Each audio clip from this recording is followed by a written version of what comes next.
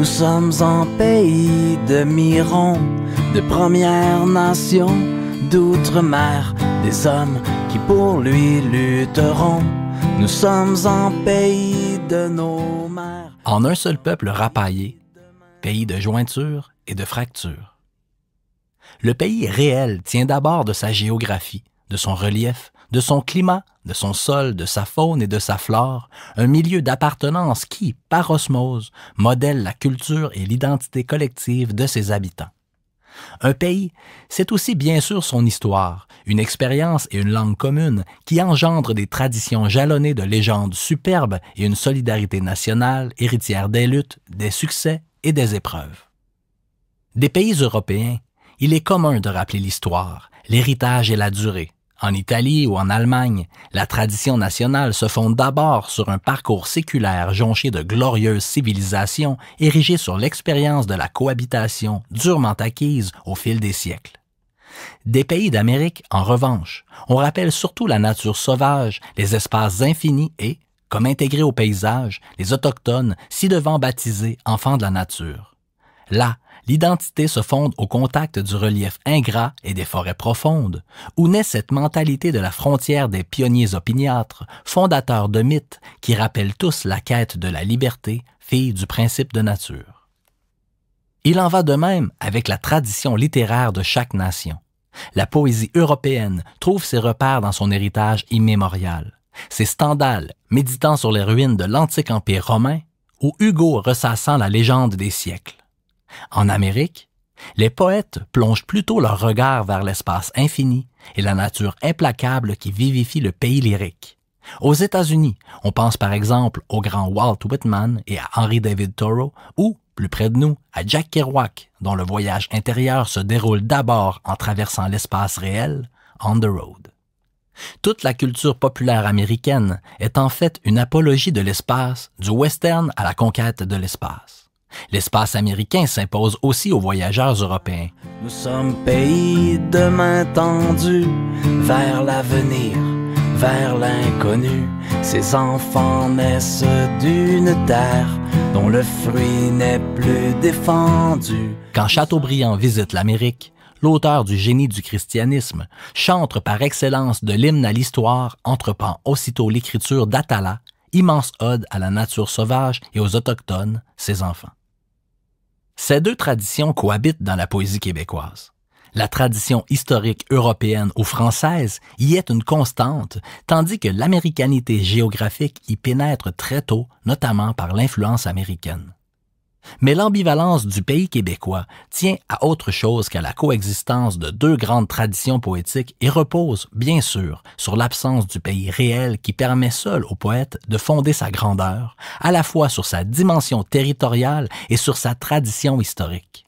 Le pays géologique et le pays généalogique cohabitent bien dans notre poésie, mais prennent du temps à se fondre du fait de notre aliénation nationale. Car il s'agit bien d'un peuple qui n'a toujours pas de pays et qui se trouve donc incapable de fixer son histoire sur un foyer national où déposer sa mémoire. En attendant, le noble nom de Canada a été kidnappé par un pays étranger, et le Québec demeure jusqu'à nouvel ordre une province, en latin provincie, le territoire des vaincus. De ce presque pays, nos poètes et chansonniers ont donc célébré soit l'histoire, soit le territoire, mais rarement les deux à la fois. L'évocation lyrique des grands espaces et des beautés naturelles du Québec est présente depuis toujours. Chez Georges Dore, Gilles Vigneault, Richard Desjardins ou Richard Séguin, le territoire, son fleuve, ses lacs, ses forêts, son satané climat, ses Premières Nations et ses explorateurs ont bien engendré notre culture et nos traits nationaux, et non l'inverse. D'ailleurs, ce n'est pas un pays, c'est l'hiver. L'espace, en revanche, importe peu aux yeux de Félix Leclerc, d'Alfred Desrochers ou de Fred Pellerin, pour qui il demeure clos, parfois pas plus grand qu'un village utérin, microcosme recroquevillé, mais plongeant ses racines dans un passé sidéral, des siècles d'expérience humaine, de chagrins encaissés et de mémoire généalogique. Je suis un fils déchu, de race surhumaine, race de violents, de forts, de hasardeux, et j'ai le mal du pays neuf que je tiens d'eux, écrit Desrochers.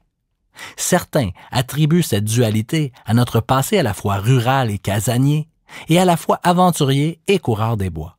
Ces deux traditions devront de toute façon se redéfinir quand le peuple fera l'expérience accablante de la ville et de l'exploitation industrielle. Nous sommes pays que l'on se donne avec les mains, avec le cœur.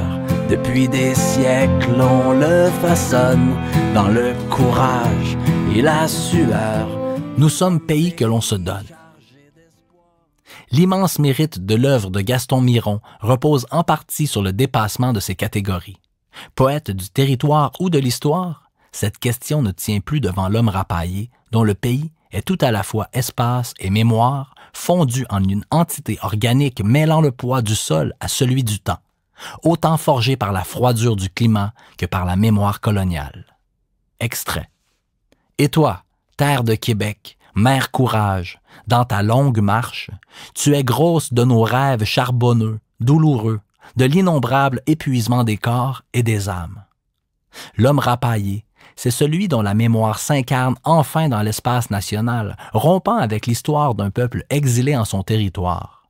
On n'est pas loin de la métaphore biblique du peuple errant en quête de la terre promise, dont l'histoire tâtonne, cherchant à s'enraciner en un sol fertile afin d'y faire naître une nation, un pays unique. L'accent jubilatoire de la chanson de Béliard est donc proprement post-Miron, en plus de s'inspirer allègrement des deux traditions poétiques. En un seul peuple rapaillé, dit bien la réunification du pays en sa nature et en son histoire. Dès lors, il peut tour à tour chanter que nous sommes pays d'eau et de vent et que, depuis des siècles, on le façonne. Nous sommes donc de Première Nation, d'outre-mer, à la fois d'Amérique et d'Europe, façonnés par l'espace et l'histoire. Ainsi campée dans ces deux terreaux fondateurs, la nation poétique peut s'émanciper et dire au monde ce qu'elle est. Nous sommes pays de main tendue, où le canon est dérisoire. En revanche, le pays rapaillé que chante Béliard repose tout entier sur un espoir, celui de la souveraineté du Québec. Nous sommes pays chargé d'espoir, en son printemps inachevé, la liberté est à portée. Ce rêve assure seul la réunification du pays en son histoire et en son espace. Canaux d'écorce tressés de rêves. Dès lors, les vaisseaux d'or sur les rivières, c'est-à-dire l'aboutissement de nos luttes, de nos rêves, pourront quitter les limbes du fantasme et remonter les affluents du pays réel. Nous sommes pays chargé d'espoir, où le canon est dérisoire. La liberté est à portée des voix qui osent la réclamer. Gaston Miron. Le pays géographique et tellurique, Gaston Miron le connaît bien. Il naît en pleine forêt à Sainte-Agathe-des-Monts, dans une famille de colons. Son grand-père illettré, qu'il admire pourtant, baragouine de son propre aveu une langue decolonisée, tenant plus de celle des Foreman, la langue des boss. Il grandit dans la misère de la grande crise qu'il fuit bientôt pour Montréal, entre du red light, de la mafia et des conflits ouvriers. Ce verbeux Miron, un dadais mal dégrossi, bon gigueur et bon joueur d'harmonica, gueulard animateur façon campagnarde, il nous captiva, écrit Claude Jasmin. Gaston Miron est alors de tous les combats sociaux, politiques ou littéraires. Son parcours de poète est tout entier confondu avec le militantisme et l'action directe en vue de promouvoir la justice sociale et la langue française. La grande victime de notre asservissement collectif à la culture de l'Empire. Il affiche tout son être sur la place publique, écrit le poète Jacques Brault. Fervent nationaliste, Miron milite au RIN, au Mouvement de libération populaire, au Front du Québec français. Animateur d'innombrables récitals de poésie, membre fondateur des éditions de l'Hexagone, devenu le phare de toute la jeune poésie, il participe aussi à toutes les manifestations sur la langue. Les artisans de la première nuit de la poésie lui doivent presque tout. En octobre 1970, le poète et militant pacifiste est arrêté et emprisonné par une morgue militaire et selon des procédés aveugles qui rappellent les pires dictatures d'Amérique latine. L'éditeur de l'Hexagone se consacre longtemps à publier l'œuvre des autres. Éternel insatisfait de son propre travail, Miron se refuse longtemps à fixer ses vers par une publication. On retrace d'abord son œuvre par bribes dans les journaux et revues tels que Liberté ou Parti pris. La première édition de L'Homme rapaillé voit le jour en 1970 grâce à l'insistance d'un ami. L'Homme rapaillé est ce monument littéraire traduit dans une demi-douzaine de langues qui parlent du Québec mais en qui toute l'humanité se retrouve. Une œuvre finement ciselée d'ailleurs, que le poète peaufinera au fil des 7 éditions consécutives. Mais par-delà ses écrits, Miron demeure le poète de l'oralité. Toute une génération aura ainsi appris à aimer le Québec au son de sa voix claire et bien timbrée. Nous sommes en pays de Miron, de Première Nation, d'outre-mer, des hommes qui pour lui lutteront.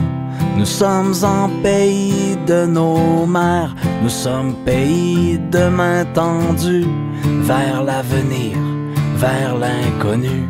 Ces enfants naissent d'une terre dont le fruit n'est plus défendu. Nous sommes pays d'eau et de vent, de ciel d'été, de ciel de neige. Son cœur foyer, tison ardent, toujours battant, souffle les braises. Nous sommes pays que l'on se donne avec les mains, avec le cœur. Depuis des siècles, on le façonne dans le courage et la sueur. Nous sommes pays chargés d'espoir, où le canon est dérisoire. La liberté est à portée des voix qui osent la réclamer. Nous sommes pays de vastes frontières, cheval de bois, cheval de fer, canaux d'écorce tressés de rêves et vaisseaux d'or sur les rivières. La la la, la la la, la la la la. Nous sommes en pays boréal, en son printemps inachevé. Un beau grand pays épargnable en un seul peuple rapaillé.